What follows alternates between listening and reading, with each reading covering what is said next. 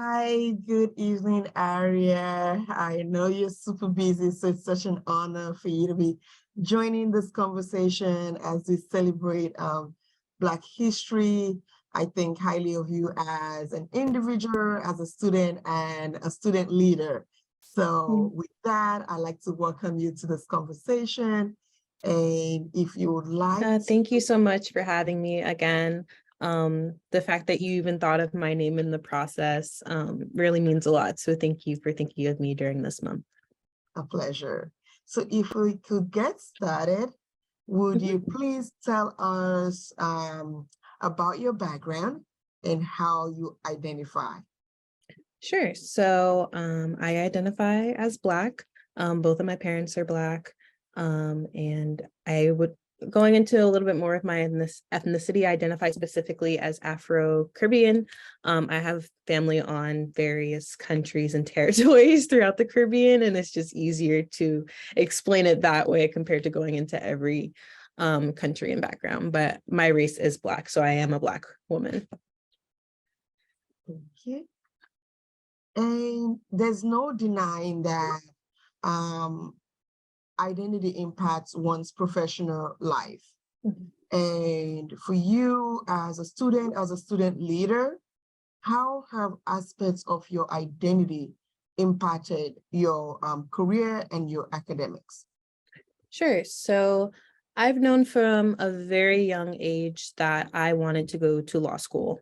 I just saw myself, I wanted to be a leader within my community while also being able to learn from my peers and also build leadership within others.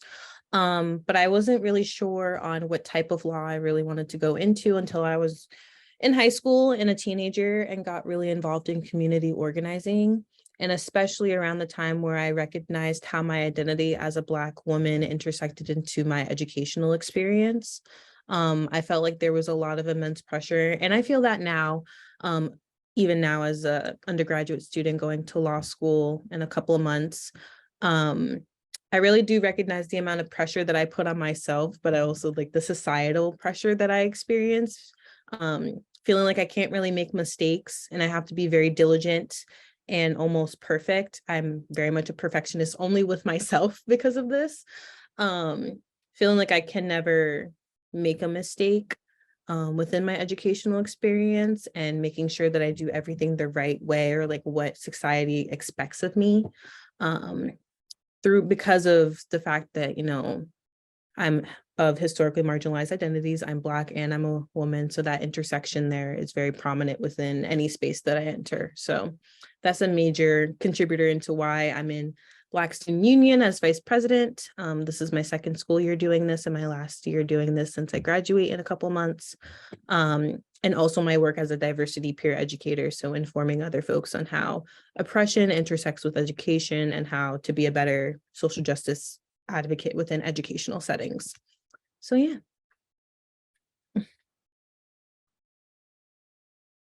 What importance does Black History Month have for you?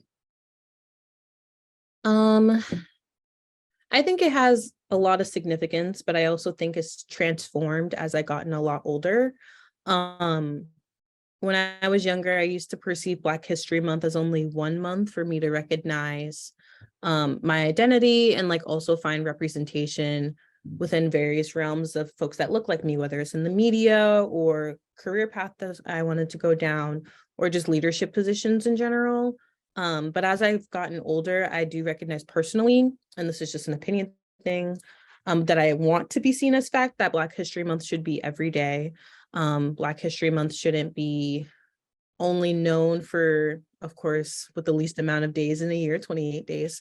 And that there are so many intersections within the Black identity. It can be moments where like we do recognize a lot of struggles that we are going through within the United States specifically and in America when it comes to police and such, and recognizing that, and also being able to educate yourself and celebrate a lot of the Black excellence and identities that we have throughout the same society, and beating adversity. So I think that is one major thing that I've seen within myself within Black History Month, and recognizing that this is something that should be celebrated all year round. And of course, like we have a whole month And I appreciate that immensely. And also, let's make sure we're celebrating these identities throughout the entire year. I always say it's Black History Month, 365 Yes, days. absolutely, including the leap year. Yeah. Yes, yes. Absolutely, yes. I agree with you. Um, how has racial and cultural identity encouraged and empowered you as a student at Suffolk University? For sure. I'm from Boston. I've been raised in Boston my entire life. I've been here for almost 22 years. I'm almost 22. And I think that going to such a diverse high school, within all aspects of identity really did shape the culture shock that I experienced when coming to Suffolk, which is a predominantly white institution. So when I initially started here, I wanted to make sure that there was a separation of like, yes, I go to a PWI, but I'm gonna just continue doing a lot of the leadership and activism work that I love outside of campus. But when I started seeing like leaders that were older than me and like making sure that they're including that work onto their campus, it really motivated me to try to get involved to a better degree. My freshman year was unfortunately the beginning of COVID. So COVID hit my spring semester freshman year. So I was in a rough spot if like trying to figure out what I wanted to do or what I could do capacity wise in terms of my leadership and my identity and my racial identity, especially like trying to find people that look like me. I did a decent job of trying to get involved in Black Student Union and things like that, but not necessarily sticking to anything on campus and just keeping it outside of campus. It wasn't really until my sophomore year when I was recruited as a diversity peer educator that I really got more involved in my identity and learning more about it while also learning about other cultural, racial, and just general identities on campus in a virtual setting because of COVID. But I think what empowered me to do it is honestly the older folks that have graduated within recent years doing the work on campus and making sure that I felt comfortable on campus with my identity and finding those safe spaces for myself because they are unfortunately really limited here. And I think just wanting to make sure that future generations don't have to necessarily experience what I had to, or like probably what past generations of first year students, second year students experience when it comes to coming to a PWI. So if I can be a part of any change and changing the culture around that and making sure that there is a space that folks can trust with their identity, that I can be within, if I can impact one person, I feel like that's all that matters to me. Sometimes all you need is that one person in your corner saying, yes, do this. Absolutely. What are some changes you hope to see in your future workplace or industry that would increase representation of Black people? Sure. So I want to go into law. So I think from a legislative standpoint, I think just creating a lot more policy that is inclusive and really being more delicate about how legislation is so intersectional and impacts communities in so many ways, and just being so intentional behind the words that you use on pieces of paper to enforce. Words do matter, and I really do emphasize on that. Like there's intent versus an impact. And sometimes your intent is positive, but it negatively impacts a lot of people based on their identities. So I think in the future, just making sure that number one, the people that are creating legislation are the ones that also experience oppression. I think within the history of our country, we have to endure a lot of folks that create legislation, but that only benefit their community. I just want to emphasize that intersectionality does exist, especially within the Black community. So making sure that if I do create legislation or support a specific type of legislation or enforce it, being an attorney representing other folks, that I also keep in mind how their identity impacts them and how the decisions being made also impacts them. So being an empath and really caring about people, I am very much an empath. So I hope that within my career that I'm able to keep that with me. And I hope other people and future generations of folks that do go down this career path of law also keep that same sentiment of caring for others over maybe profit and money and politics sometimes too. So yeah.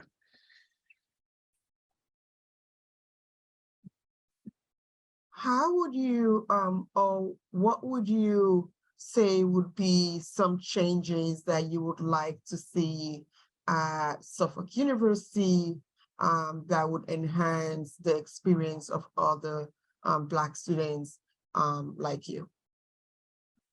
Yes. I think I've been saying it maybe since 2019, but I think that there should be a diversity, equity, and inclusion office within every department on campus. And that means whether academic, whether it's math, whether any aspect of this Suffolk community, like my long-term goal would be to have someone representing that in each office. And I don't think it should be one person. I think it should be a team of folks that is constantly working with that, especially. I think that especially within an educational facility like Suffolk, there needs to be a recognition again of intersectionality and how various peoples based on their race and their background have a different experience within the education system compared to other folks of privilege. And so I think that's probably my primary goal of any institution, but because I go to Suffolk, this school, I'm just making sure that that exists and also the Black Studies department being a major rather than a minor, and making sure that the directors, the professors, the curriculum reflects emphasizing on Black identities on campus. I know that there have been a few issues with why there haven't been a lot of resources allocated towards them within the last few years, or even within the existence of the program. So I think my main goal would be to make that a major and almost recognize that this is our experiences can be seen as more than just something that you learn briefly within American history, but it can be a whole degree and it's worth more than just a degree to seeing yourself in the education that you're receiving. And that goes for all identities that are historically marginalized. So those are the two goals of mine. Even if I'm not here to see it, I am proud of like the generations that are a little bit younger than me that are really taking initiative and leadership around that too. But those would be my two goals. Like if I were to look back on my Suffolk days and be like, see, like now all of this great work is happening now because of the work of young students on campus. So I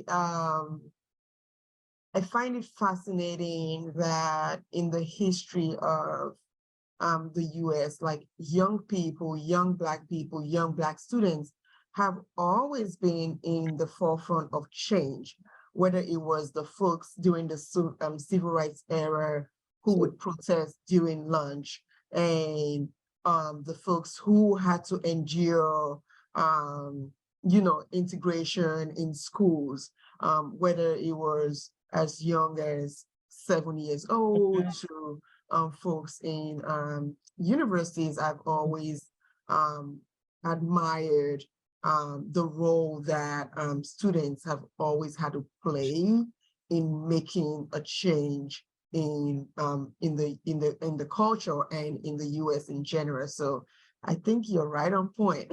yes, I mean, I've done like youth organizing since I was literally a child. I think there's like this stigma around young people that because they're not maybe allowed to vote, or they're in high school, or they have like commitments that might be external from an adult, that they're not as valid within their experiences and they're not as capable. I experienced that firsthand my entire childhood when it came to school and like being able to use my voice for activism. And I just think that reinforcing the idea and motivating young people really early to get civically engaged would then motivate them to want to still be involved in that process as an adult. And young people are the future of this entire world, like in so many ways. And I just wish that so many more people emphasize on how young people are an essential part of social justice movements, like you mentioned, because without their work, there could potentially be no progress within any society. So I agree. Absolutely.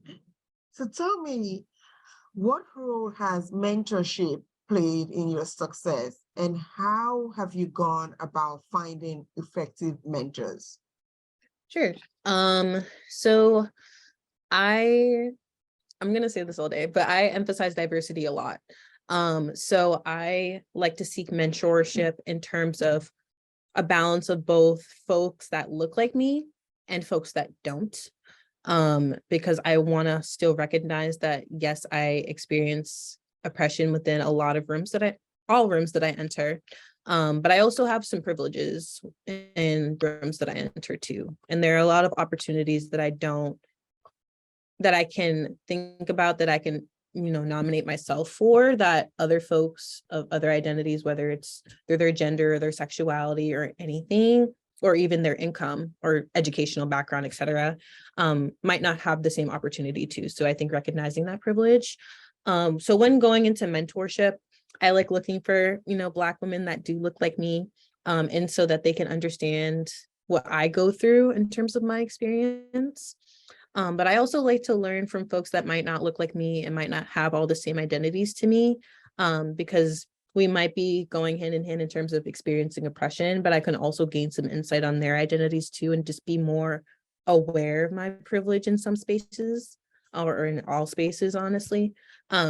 So I think that balance has really helped me at Suffolk. So Black Student Union, I think, was a really good choice that I made in terms of just decisions I made in general at Suffolk, just because I was able to find mentorship from peers that are the same age as me, full-time staff members that do work here and like do value diversity, equity, and inclusion on campus within CSDI or Career and Access, et cetera. And then also being able to find folks that may not look like me, but can still teach me a lot. So I think that balance has been really important to me at Suffolk, to remain as open-minded as possible when going into any career path that I see after graduation. Yeah, I love that you talked about peer mentorship, because sometimes I think that is not emphasized Yeah. enough, because we think like, the person has to be older Mhm, because they have lived experience, while mhm. um, age is of value. It doesn't always match the fact that age equals the lived experience that a person has, or even the privileges that a person For sure. has as Yeah. well. So I really do appreciate you talking about peer mentorship. Yeah. And if you could give your younger self advice, what would it be? Oh goodness. I've been really reflective this semester in general, just because like I'm wrapping up a lot of my time here, and like I'm still trying to like come to terms with that. But I have been thinking about like the first day of my freshman year and like what my expectations were. And I was just really hesitant. Like I was very like I had my guard up, and I understand why in terms of like my idea. Like I was just so keen on diversity, and I really am, and I always will be. But I think my advice to myself as a young person would just be like take that chance, like don't take it at face value. um I like to not be, I don't like making assumptions, I don't like being judgmental, just because you never really know what lessons you can learn from folks. And I wish that I instilled more of that in myself, and I understand again why I had my guard up, because of previous traumas when it came to my identity and like what spaces I could enter and how valid I felt in some spaces. But if I had like let my guard down a little bit earlier on, there could have been a lot more opportunities that I could have been open to. And everything happens for a reason, for I believe that. But that's one thing I would give myself, and stop being so hard on yourself. I'm still that way, but I feel like I give myself a lot more validity, um, because my experience as a Black person on campus is distinct but also not. So like giving myself some leniency in how I treat myself and the work that I do and how much of my passion I have. So I think those would be the primary forms of advice I would give myself, 17-year-old Aria, when just starting. I love that. Is there anything else you'd love to share with us? Um, I think just I appreciate all of the opportunities that the Suffolk community specifically has provided to me and my identity. I would have never known at all about any of the resources that are here and like be able to build bonds with the folks that I have on campus if it wasn't for the Suffolk community and more specifically your department and the departments that I am involved in and the clubs that I'm involved in, and like taking a chance on me. So I just appreciate like the opportunity to speak here because again, 17-year-old Aria could not even fathom this experience right now, 4 years later. So I just want to say thank you to you all for that. Well, all I can say is at some point I'm gonna say I knew her when. So 22-year-old Aria is this self-reflective. I can't wait for all the wonderful things that you achieve and the changes that you would help make. So thank you so much for your time. Thank you for celebrating Black History Month with us. And I look forward to spending the remaining of the semester with you while we're still happy here on our Yes. campus. So congratulations and good luck on preparations for law school and graduation. Thank you so much.